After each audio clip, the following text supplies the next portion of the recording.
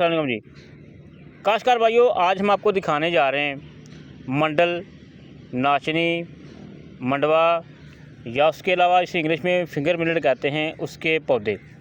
ये आप देख सकते हैं इस वक्त ये जो पौधे स्क्रीन पर आप देख रहे हैं ये 50 दिन के हो चुके हैं।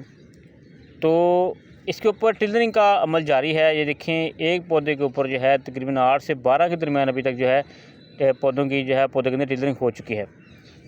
तो आपको बता दें कि ये बहुत एक मुनाफा वाली फसल है। इसकी पाकिस्तान में काश जो है ना होने के बराबर है। इसका जो अगर देखा जाए तो इंडिया में कर्नाटक के जो है एरिया में बड़े पैमाने के ऊपर इसकी काश की जाती है और इसकी बहुत डिमांड है। इसे सामान्य सुपर फूड के नाम पर जानते हैं।